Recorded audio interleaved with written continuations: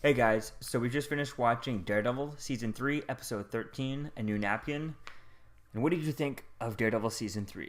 I pretty much loved it, but what did you think? I thought it was as good as the two first Oh seasons. yeah, the only thing, I would say I preferred Daredevil Season 2 just a little bit more because there's another full-on named superhero, hero in it with Punisher, Having the two kind of makes it a little bit better, but not by much. Like, I'd give this one a 9.5, and I give Daredevil Season 2 like a 9.6, like really like 0.1 of a difference. Really, it doesn't make much difference. So all in all, on the whole, I think this season was a really good season.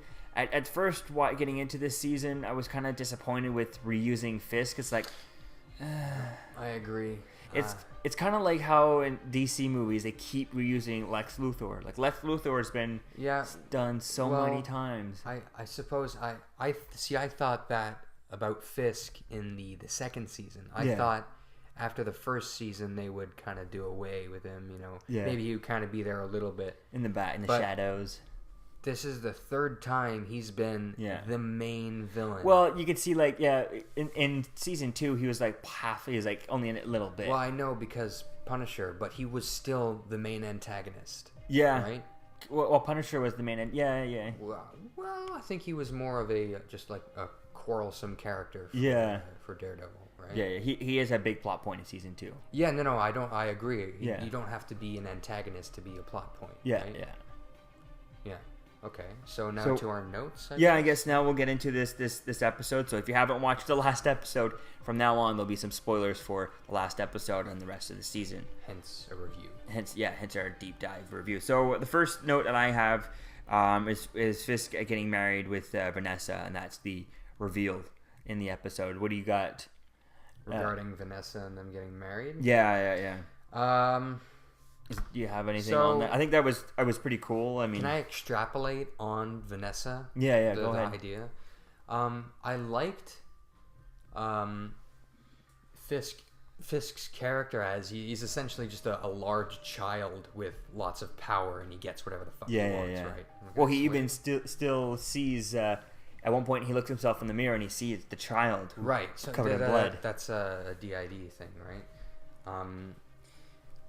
So that he has a good motive in that, like, he can just take whatever he wants because he realized from a young age with violence he gets what he wants. I don't know, this might be like controversial or whatever. I feel like introducing a love interest to a character so vulnerable like that is kind of like too easy, If they could have kept his mother in the loop and made it like a more realistic inner conflict, interpersonal and interpersonal conflict, that could have been more realistic. Because you don't always have a what is she, Venetian, a Venetian art dealer to sway your mood. Yeah. Who, by the way, is somehow okay with mass murder. Yeah, completely She's okay. just a random person. She later on calls for Ray's death. Oh, yeah. In the last episode. She's like an art gallery owner, you know, and she's totally fine with genocide. Yeah. Well, even in the first season, when she starts to unveil and find out that, what's, how he's doing. There's no, like, severe reaction, She's just, like, sipping her tea or whatever. She's like, oh yeah, cool, that's nice. Yeah, there's no reaction from her. But yeah, I kind of got away from the subject of them getting married there. Yeah, that's pretty cool. I think it's pretty interesting, especially like finally they got married since he proposed in like the end of the last episode. Yep. He proposed then.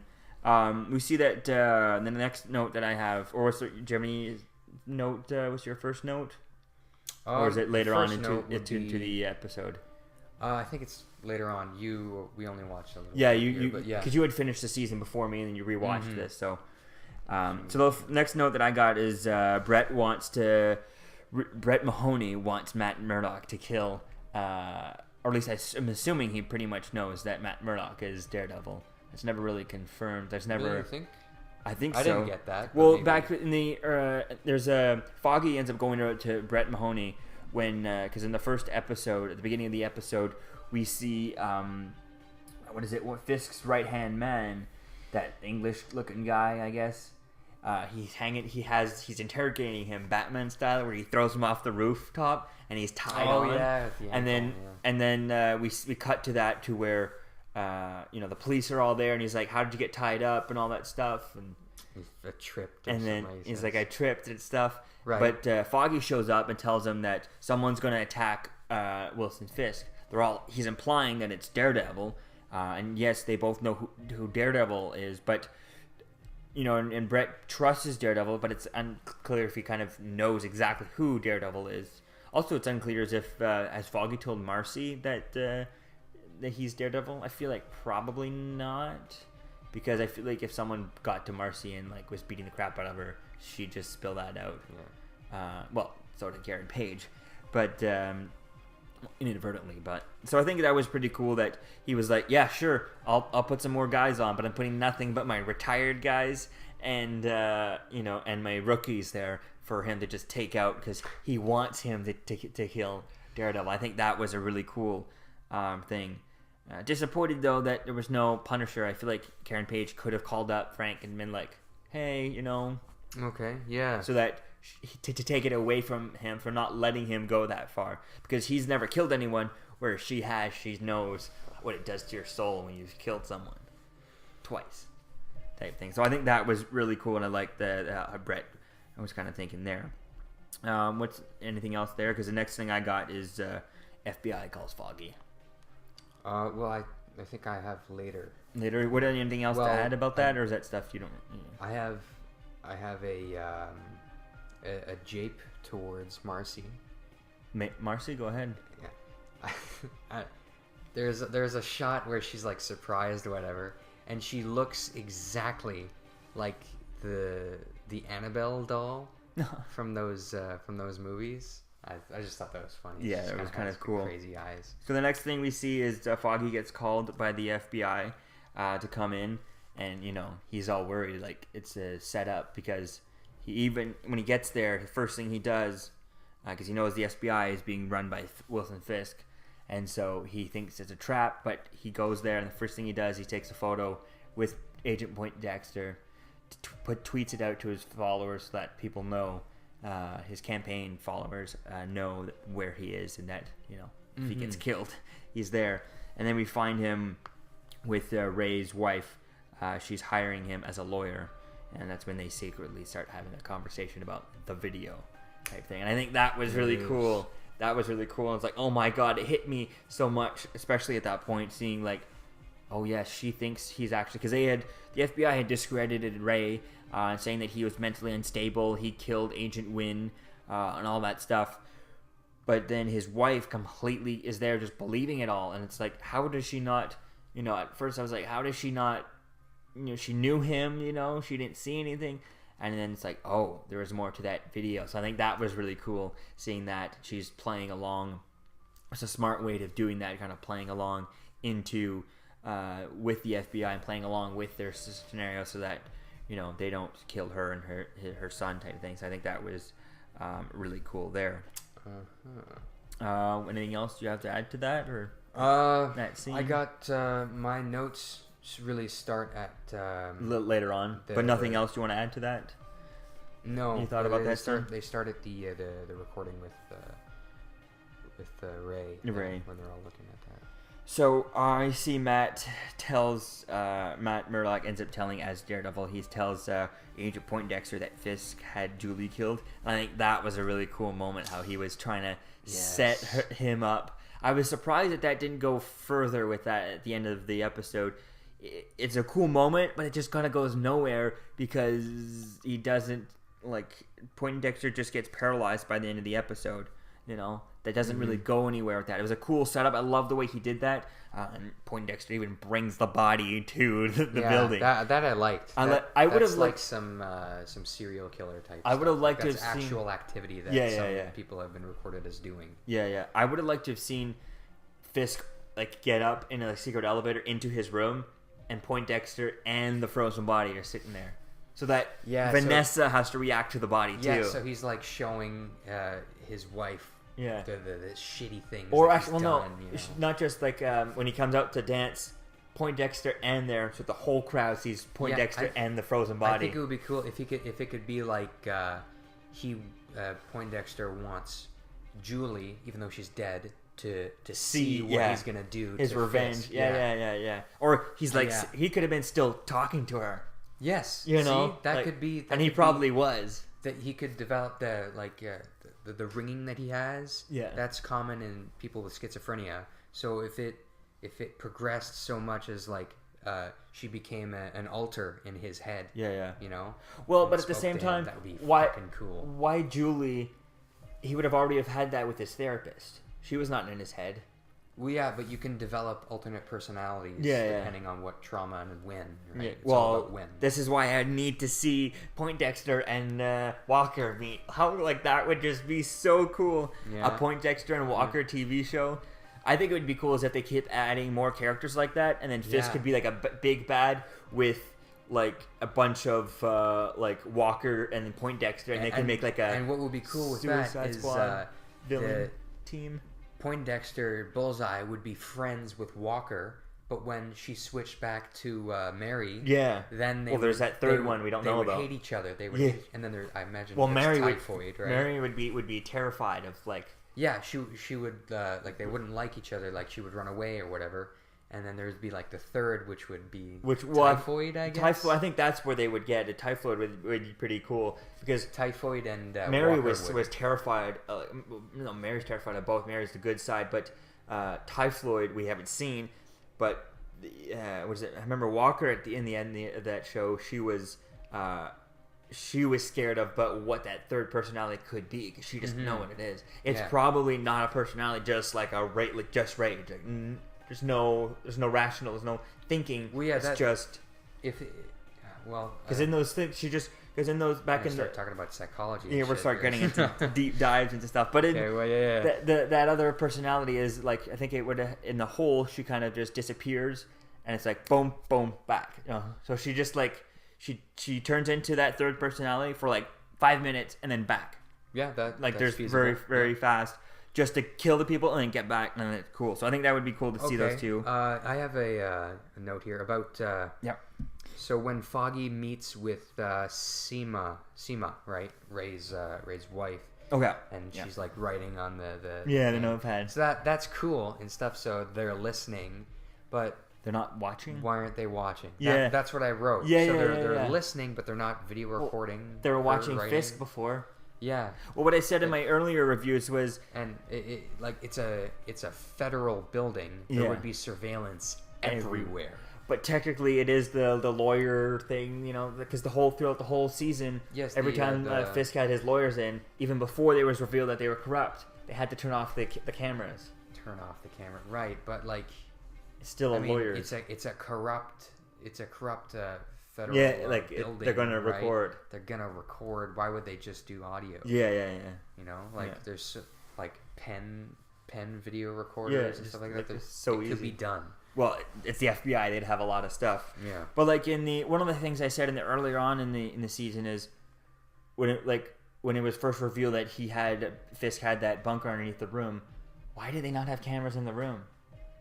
He's a prisoner. Like there's a certain amount of privacy that has to be it's like human decency type. Yes, but in prison when they go out of a shower, they don't get rights. I mean, you watch Orange Is the New Black. Yeah, they're just like, dude. I mean, let's not. I'm just. Have you seen Ruby Rose in that? No one looks that good in prison. Yeah. So I mean, but yeah, it's not. There's a reasonable right to privacy, right? Everyone has that. Yeah, but he's Wilson Fisk. He's like, you know what I mean? I know, but it's part of the Constitution. Now we know why he was like everything was set up like that because everyone was in on it except for Ray. He could have bribed someone to adhere to his human rights. Agent Tammy, what is it? Tammy Hetley. So the Ray's boss and stuff. Yeah, she was turned the whole time. Like when she says that she had 2 children, now she only has 1. Mm-hmm. That could have happened 10 years ago. Oh yeah, well I imagine that's when they first got their claws into her. Right? Yeah, I assume that happened. He did all this right after letting Frank Castle, so he's been doing this for the whole time of like Daredevil, the rest of Daredevil season 2. Yeah, it would and be into as the soon vendors. as his original empire started to crumble. Well, yeah, in season 2, he said he was told by his lawyer that he was running out of money. So he probably started then figuring out a plan to get out and make more money. Yeah. You know. I wanna circle back to the Ray's video. Oh yeah, that's where I'm at too. Not a specific, not people watching it, but the video itself. Yeah. So Foggy says that dying declaration, admissible in court, and it can be used against be the silver bullet and stuff like that. Couple of things. It's a video record of just of his face. You don't see any of his surroundings or anything like that. So the jury or whoever would be convicting, the judge or the jury, whomever, they would have no way of knowing if someone was holding a gun to him and making him say these things. Yeah. Regardless if it would be detrimental to the person holding the gun to him. Video confessions are always suspect because you don't know the exact characteristics of the I'm sounding like a retard here, of the confession. Yeah. Like you don't know for sure if it's plausible. It can't be verified. Yeah. There's no way of verifying a video confession. Unfortunately, that's well, just kind of the closest thing you can get, I guess, is to get Shrinks to just analyze his pattern. Like, if he's being forced to do that, he's quivering. Even a professional trained person would have little quivers. You're getting into the area of pseudoscience. Yeah, you're starting to analyze it, and it would take. Pseudoscience means like it's not proven. Yeah, that wouldn't hold up in court. Unfortunately, I wish it would. So you don't think the video would hold up in court? No. No. No. Okay. The thing about the dying declaration, that would probably have to be made in front of a lawyer, or all parties present. Yeah. The dying declaration, people are less inclined to lie. Yeah. I don't know American law very well, but that seems like something that wouldn't exist. But it would be like the insanity plea. It would have to be in very specific circumstances to actually work. Yeah. So maybe, I don't really know. So I think the next thing I got was Poindexter ends up attacking Fisk and stuff, and that was cool. But I was kind of hoping as soon as Matt had kind of sent Poindexter onto Fisk and told him that Fisk killed Julie and all that stuff, I was going to be like, oh my god, is Poindexter going to be the one to kill Fisk? To take it off of Matt Murdock. I think he wanted to kill Vanessa.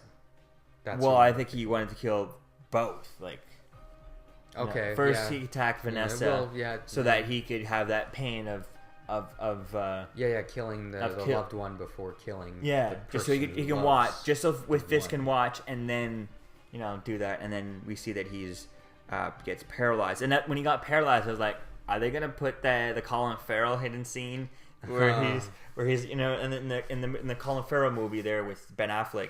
The hidden scene is Colin Farrell's all like... The Colin Farrell movie? Like, he's the main character.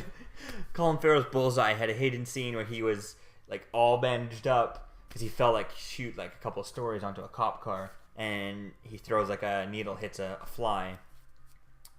That kind of goes nowhere, that hidden scene. But they pretty much have one of those where his eyes are... I don't know what they're implying here. Like, well, he's Bullseye. He's that he's alive. Like, of course he's alive. We saw that he wasn't dead. He was just paralyzed. Like, he couldn't move. So I don't know why they needed that scene. It was cool. Yeah, it was cliche though. Really, the eyes opening once and seeing that he thinks he's broken. What I would have done is have him not moving and have him, like trying to just do simple darts or something, or simple tricks or things that he would easily been able to have done. And then the third time he gets it, you know what I mean? So it's like he's okay, but he's building up to it, you know what I mean? Yeah, he's like eating sunflower seeds, and he's like kicking a few around. Yeah. And then he like tries to aim one at a glass, and then like the fourth or fifth he gets one. Like that would have been cool. But he's still paralyzed, he can't move, right? Yeah, that's what I mean. Like he's in traction or whatever. Yeah. He's got like a table and he's doing that. Yeah, and he's just missing them, right?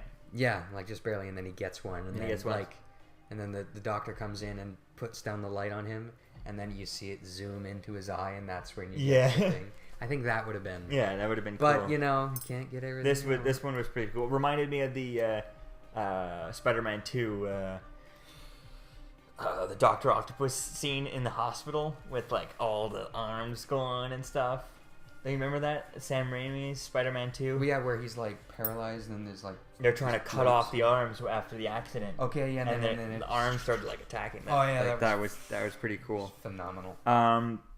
So we see Fisk makes a deal with Matt Murdock to stay in prison so that he doesn't hurt Julie. Yeah. Now, one thing I'm curious about that. Ooh, you mean Vanessa? Vanessa, yeah. Julie's already dead. With Vanessa, Stone Cold did. There are those other criminals that Fisk said, I need 25% to keep you protected from the law and all that stuff, right? What if they end up killing Vanessa just to get back at him? Because or unless they're going to go down with him, like how is that going to work? I mean, maybe because Ray was there and he might have talked about those in the video. We didn't watch the entire video. They don't show us all the video. They show us enough to we get the gist of the video. That video might go on for an hour of him going into detail of what he knows, right? So I don't know, that was pretty cool. Dealing with that, I guess they made a deal, but like I said, I'd like to leave Fisk well alone. And if we see him anytime recently, it should just be for Punisher to just kill him. I've had enough of Private Pile, to be honest. I'm pretty good with that. So that was kind of interesting. I guess a little anticlimactic with the making the deal type thing and not having. Yeah, I feel like I get the idea they don't want Daredevil to kill, but I think it would have been cool to see just have Castle show up for like one scene very close, and it's just like, even if he doesn't say anything, you just have he just shoots him from afar, and then you have Karen Page be like, this is why I called him, so that this, and she could do a speech about not killing, because when you kill, it does this, because she knows what it's like, so that was kind of cool.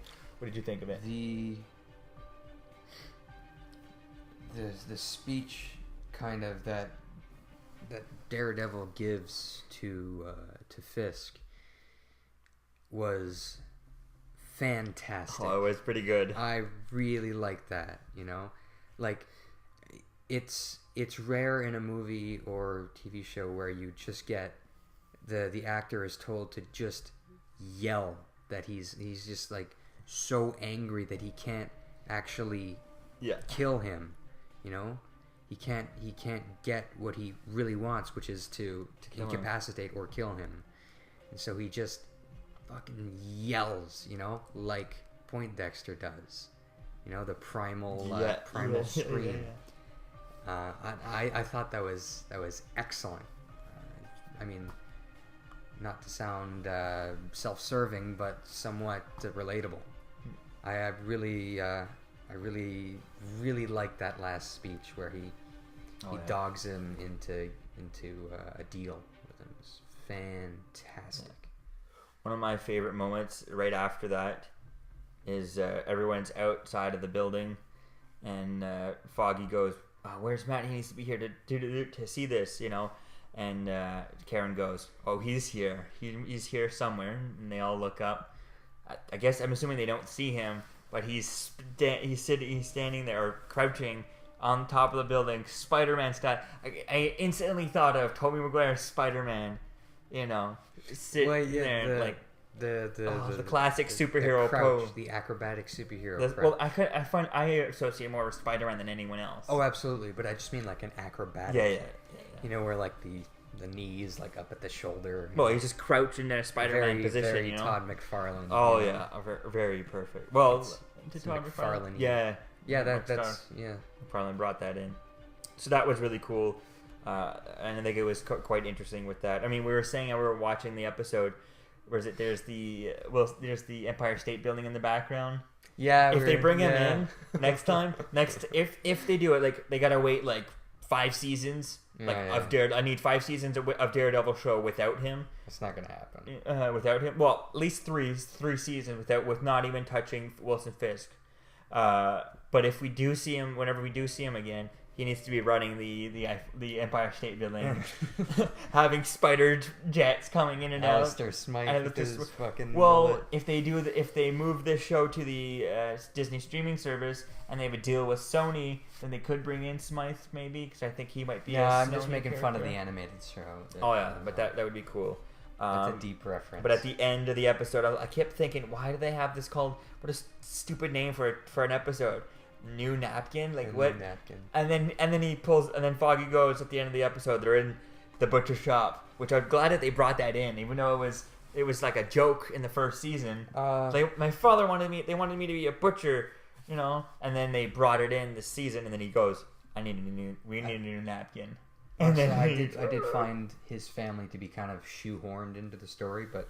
Yes, it was an opportunity for development. Well, it was nice to get it, and it was a new way. I don't hate it. I just feel it was a little bit forced, but another. Well, they built it up a little bit, and didn't just throw it in the last second. No, I don't think that's. Yeah. I think it came off wrong. Well, they didn't have the purpose of it is very little. Yeah, that's what I mean. Like I feel like it's a big part of Foggy. Yeah. But they only showed a little bit. Maybe they'll develop it more. But one thing I wanted to say is, do you know the Daredevil story, Shadowlands? Not familiar with that. So essentially, it's the story where Daredevil becomes the leader of the Hand. He goes. Oh yeah, he becomes possessed. That's more by one recent, of them. like 2015. It's a very recent story, and it was, in my opinion, one of the best stories.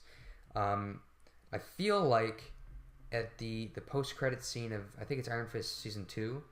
Is when they tease season 3 of Daredevil, and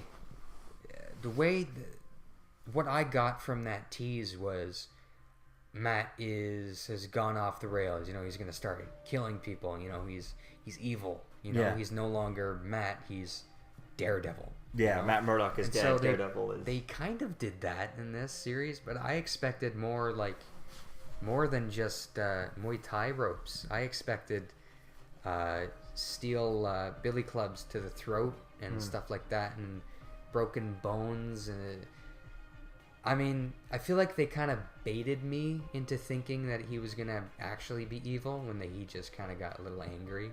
Yeah. But it was definitely a 9 out of 10. Oh yeah, definite for the entire season. 9 out of 10. Oh yeah, it was a great season. I think I really liked it. Now the one thing I'm wondering is, even at one of the cool shots at the end was when the police come in. Brett comes in to arrest Wilson, and he's like, and they take off the mask, and you see that Poindexter's there, and he can't move. Right, he's paralyzed. Which I think was pretty cool, and he goes, "That's not the real Daredevil," and they go, "How do you know?" And he goes, "That's the real Daredevil." As he walks out, and they just let him go. Like that's very like Commissioner Gordon, Yeah, like that was kind of like they're in. Which is still, I'm still not 100% sure that he knows that that's Matt Murdock, like that. He probably has a good idea. Probably, yeah. But it's still certain, But it's still like he's a blind person. Like no one would think of that. You know what I mean? It took Wilson Fisk a while. I thought Wilson Fisk going into this after season 2 knew, but he didn't until he figured it out in this season, because it's the whole he's blind. Like no one would ever. People would think no, just throw that away. Like no one would even think of the blind guy as this guy. Mm-hmm. It's the ultimate secret identity. So I think that that was pretty cool there. I forget where I was kind of going with this. Damn it. But what else? Oh, so yeah, now that since maybe it's out there that and I think Karen Page did put it out there that Agent Poindexter was the Daredevil, the evil Daredevil doing stuff. Not everyone's gonna know about that, but I think he's done so much damage to the image of the Red Daredevil costume that I don't think Matt could put that on. Like it hasn't. There's that costume hasn't been redeemed. If he goes out and just puts that on right now, people are gonna run away. People are gonna be terrified. Call it, you know what I mean? It's gonna be right now. So what they like he's not. Whereas the black costume right now might be a little bit more of a, although it's not out there, but more of a symbol. If you go to the Flash, the first episode of the Flash, where Oliver tells him, he's like, you could be better than me. You can be the light. You can be the hope, type thing. And I think that's what Daredevil is with the costume. Right. But not. I want to be optimistic about the writers and say that they're going to go for that theme that, the moniker of the Red Daredevil, is tarnished for the time being, and given the yellow suit, that's what I was hoping. Well, like maybe not a yellow suit, but a different suit. Well, I think yellow is you got to go from the comics. I mean, to kind of build up the rapport. Yeah. Of Daredevil again. Maybe they could do the one with like the armor. I don't know what you call that it. 90s one. Yeah, I've always liked it, but I seriously doubt it. I think that one is the most hated one out there. What I actually think they will do is they will just he'll eventually find that his black suit, is not helping at all. All the ropes in the world aren't going to help him. Well, he needs padding against knives and baseball bats. We were just watching him versus this one. Hold on, I think he'll put on the red suit again. People will be vehemently opposed to it at the beginning, but then as the 4th season comes to a close, he'll do something that will redeem them all. I believe that's how it'll be. I mean, that's just kind of the superhero genre. Story. Well, that's what I was thinking. I was thinking maybe like the yellow costume, or because I know the yellow costume is going to be difficult to translate to screen, just because even the red costume, it's toned down. Yellow with a red leotard. I don't know, man. Well, they did one. Jeff Loeb, who runs the show. Where is his name? Well, it's not there. But Jeff Loeb, who runs the Marvel TV and stuff, he did a storyline back, I forget how long ago was it, but early 2000 something, where it was back in yellow, and it was Daredevil back to the basics, and he puts the yellow costume back on. I think it's the yellow where he has yellow arms and like black on his stuff, just a little bit of yellow and stuff. It's a leotard. Yeah. I think that could be a different way of doing that. The same Daredevil being like, yes, I'm Daredevil, but I'm not the blood red Daredevil. Yeah. And just keep that there. I'd like to believe that, but the last episode of the next season being the red, get the red one back or whatever. So I think that could be definitely the red cool. suit will be back because it's out Daredevil there without the red skin tight suit. Well, clearly they have this stuff there. So I think it's going to be cool to see as to kind of where things go from here with everything. And also I'd like to get an idea as to maybe they could put it out on their online something. Time-wise, where does this take place between Iron Fist Season 2, Jessica Jones Season 2, Luke Cage Season 2? Because last we saw Foggy was working for the lawyer and Jessica Jones there. It's connected to... Yeah, I've always figured the stuff after Defenders... all the new stuff is happening concurrently, because otherwise they can all just help each other because they know each other now, right? Yeah. But that would be the simplest explanation. Yeah. And it all happens before the snap. That's obvious. Well, that's obvious. Too bad that didn't get sent down the chain of command to the TV guys. So all in all, I guess like you said, 9 out of 10. 9 out of 10. Yeah, 9 out of 10. Really good of a season. So let me know what you think, guys, about this season in the comments below. Season 3, Daredevil. Where do you want things to go? And see you guys in the next episode. Peace out.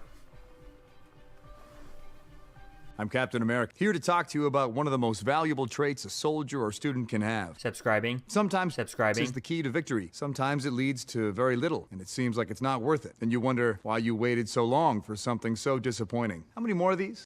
You're still here. Don't forget to like, comment, and subscribe, guys. Peace. It's over.